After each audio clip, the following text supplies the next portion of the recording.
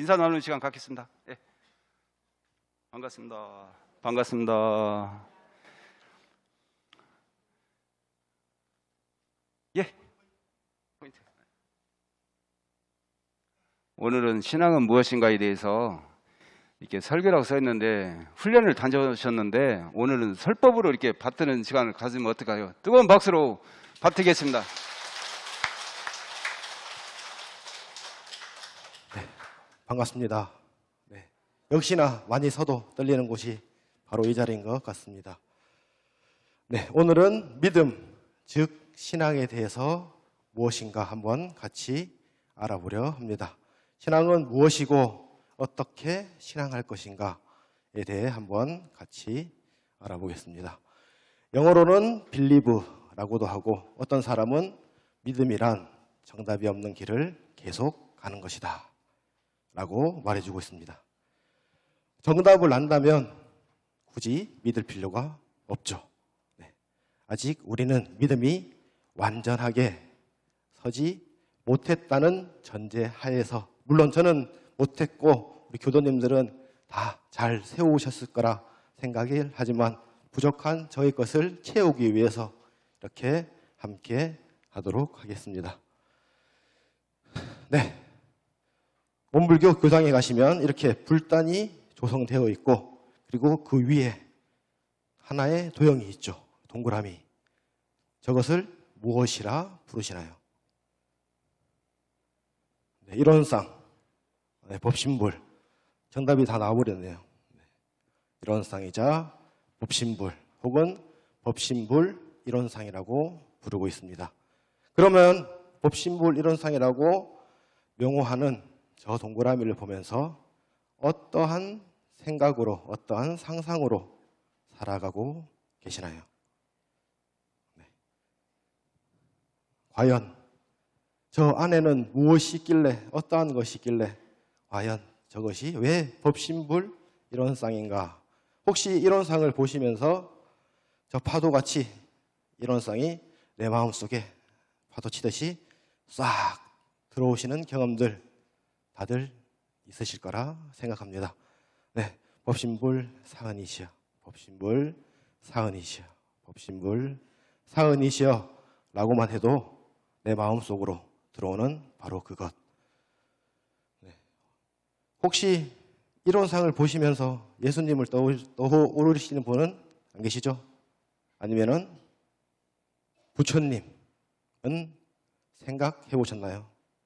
아니면 저희의 교주이신 소태산 대종사님을 생각해 보신 적 있으신가요?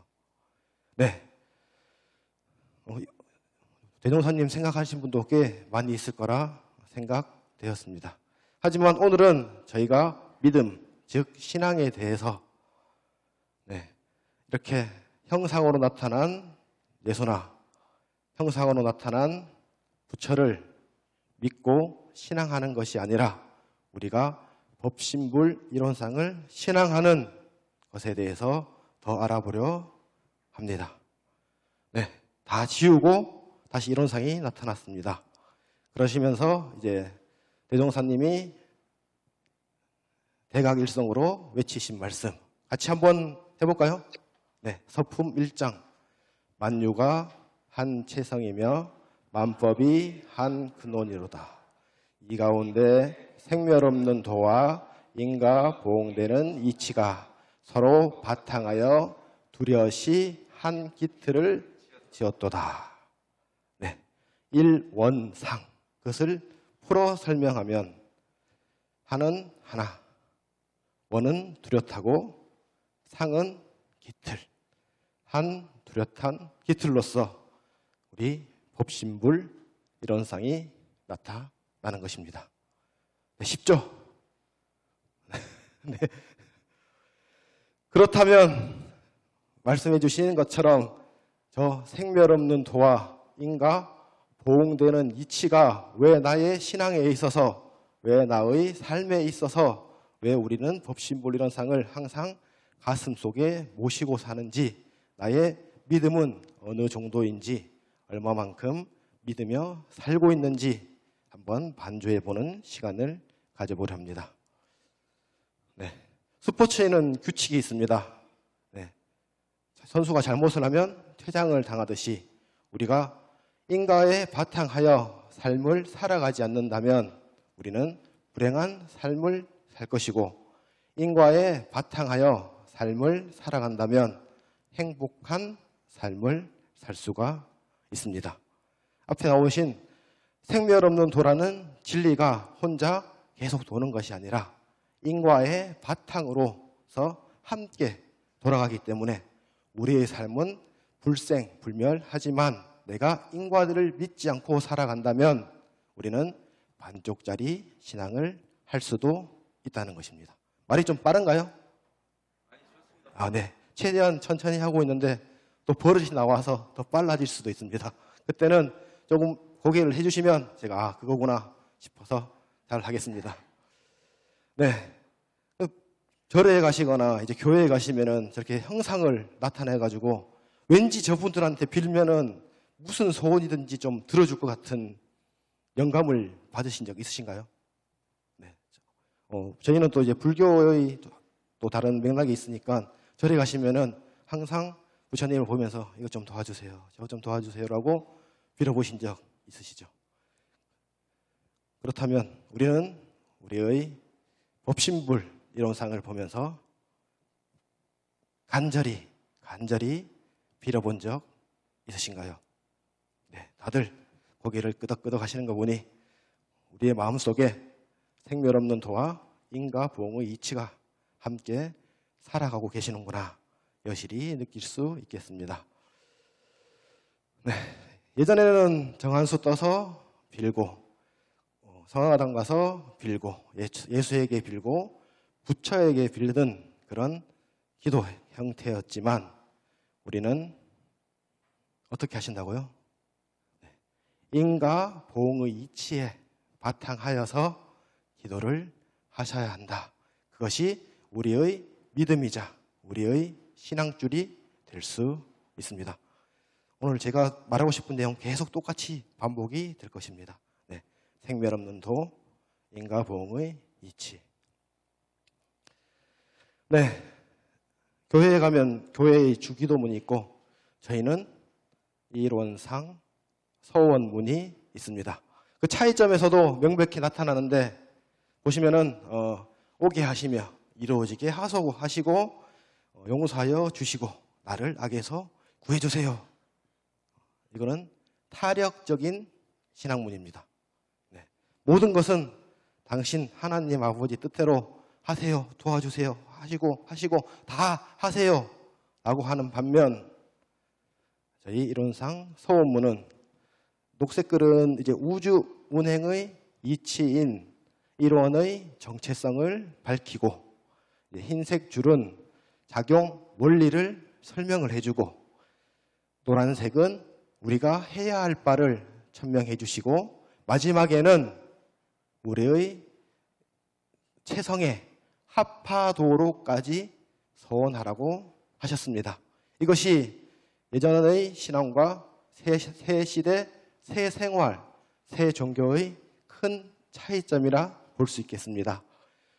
부모가 있어야 아이가 자라는데 그 아이는 타력적인 생활을 많이 하지만 어른인 나는 자타력을 병진하여서 신앙을 할 수 있게끔 우리가 이렇게 해서 결국은 이런의 체성에 합해서 살아가라 라고 대종사님이 내려주신 우리의 신앙길이자 수행길입니다. 이것을 알고 실행하지 않는다면 우리는 또 반쪽짜리 신앙을 할 수밖에 없습니다. 이해 가시죠? 네. 원리, 작용, 그리고 해야 할 바, 그리고 너는 끝에는 결국 체성에 다 합해서 너의 성원을 굳건히 지켜라. 네, 믿음에 대한 조그마한 에피소드 하나 들려드릴게요. 강원도 산골 소년의 기도 이야기입니다. 신학교를 갓 졸업한 예비 목사님이시죠. 목사님이 강원도 화전마을로 들어갔습니다. 세월은 흘러 마을의 일원이 되고 주민이 되어서 모든 사람들을 교인화시키고 예쁘게 교회도 지었습니다. 그러나 어느 날 가뭄이 너무 심해져서 사람들이 목숨까지 위협받는 상황에 이르렀습니다. 그러니 누구를 찾아갔겠습니까? 네, 우리 전지전능하신 하나님한테 기도 좀 해주세요. 비가 오게끔 제발 좀 기도해 주세요. 라고 얘기했습니다. 그러자 기도를 올렸고, 기도를 올리니 감흥하신 거죠.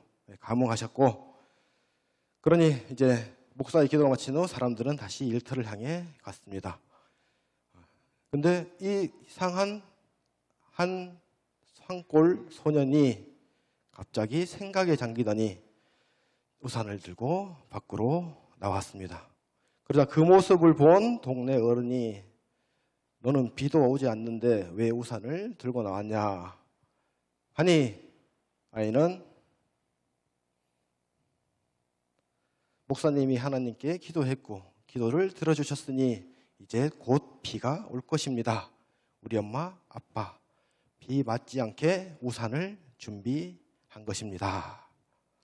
네, 지금 어른과 아이의 차이점을 알아보자면 어른들은 반쪽짜리 신앙이었습니다. 기도를 했는데 들어주면 좋고 안 오면 말고. 하지만 아이는 달랐습니다. 하나님께 기도를 했고 하나님의 감흥이 되어서 분명히 비가 올 것이니 나는 우산을 준비해야겠다. 네.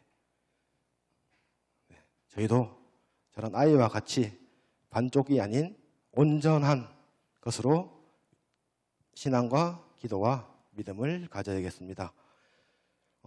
다 믿으면 다 내려주시고 절반만 믿으면 절반만 내려주시고 믿을까 말까 고민하시면 믿을까 말까만 나타나는 것이 바로 인가의 이치인 것입니다. 우리는 사람을 믿는 것에 익숙합니다. 그리고 형상을 믿는 것에 익숙합니다. 그리고 부모, 이제 커서는 학생으로서 선생님, 그리고 청춘 남녀는 연인 사이를 믿는 것을 좋아합니다. 예전에 나왔던 광고 문구거든요. 사랑은 돌아가는 거야. 네. 언젠가는 우리의 부모님도, 우리의 스승님도, 우리의 사랑하는 연인도 결국은 열반의 길에 접어들 수밖에 없습니다. 제가 원불교를 믿기 전과 원불교를 믿고 난 후의 저희 신앙의 대상은 믿기 전의 신앙의 대상은 바로 저희 부처님도 아니고 예수님도 아니고 일원상도 아니고 그죠? 저희 부모님이었습니다. 네, 이것은 원불교를 믿기 전. 네, 왜냐하면 제가 좀 탈선을 하거나 방황을 하거나 비행 청소년이 될 수도 있는 상황에서 항상 내 머릿속에 남아있는 그분들, 네, 알게 모르게 저에게 많은 도움을 주시고 나를 위해 헌신하며 살아가시는 우리 부모님을 생각하니 제가 나쁜 짓을 할 거도 조금 덜 나쁘게 하고 안 했다는 것이 아니라 한 번씩은 이렇게 좀 나를 많이 지탱해주고 나를 많이 잡아주시고 나를 도와주신 분이 저의 원불교 전 생활의 신앙의 대상이었습니다. 하지만 결국 저희 어머니 아버지도 일반의 길을 가실 수밖에 없습니다. 그러고 나니 원불교에 들어오고 입교를 하고 출가 서원을 세우고 출가를 해서 지금 살아가는 저는 과연 무엇이든 다 떠나가는 것에 떠나가지 않는 것이 무엇이 있을까 하는 고민을 안 할 수가 없었습니다. 어디 계신지 알고 계시죠? 네. 변하지도 않고 나에게 모든 죄와 복을 내려주시는 우리 법신불 일원상. 네.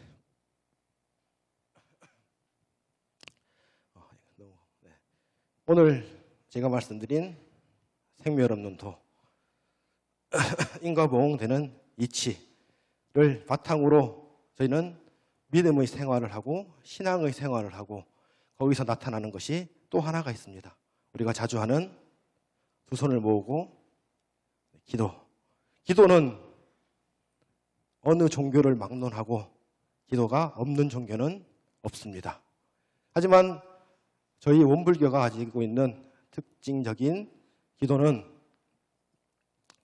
이런 해주세요, 해주세요, 해주세요가 아닌 아까 말씀드린 자타력 병진의 기도입니다. 예를 들어서 이제 여기가 대구 동화사 각바위입니다. 밑에는 이제 대입 수능을 앞둔 전국의 자녀들의 부모님들이 우리 아이가 원하는 대학에 원하는 점수로 갈 수 있게 꼭 도와주세요라고 간절히 염원하면서 기도의 정성을 놓지 않습니다. 그런데 조금만 돌려서 생각해 보면 대학교 입학의 정원은 정해져 있습니다. 그렇다는 것은 같이 기도하시는 분 중에 우리 아들과 우리 딸과 같은 학과를 지망하고 있는 사람이 있다면 남의 집 자식이 떨어져야 우리 아들, 딸이 합격을 할 수 있다. 이 얼마나 기회주의적이고 이기적인 기도가 아닐 수 없습니다. 또 더불어서 허망한 기도도 있습니다. 절도범이 절도를 하기 전에 남의 담장을 넘기 전 제발 안전하게 절도할 수 있게 도와주세요. 이게 얼마나 허망하고 요망한 기도겠습니까? 과연 이런 기도들 잘 들어주실까요? 잘 들어주지 않으실 거라 저는 확신합니다. 생멸 없는 도, 인과 보응되는 이치. 결국 우리는 생멸 없이 돌고 도는 진리 속에서 인과 보응을 바탕으로 한 삶을 살아가면서 사실적인 기도와 그리고 실질적인 불공으로 함께 새 생활, 새 종교의 활불로서 살아가시기를 염원드리며 이상 마치겠습니다.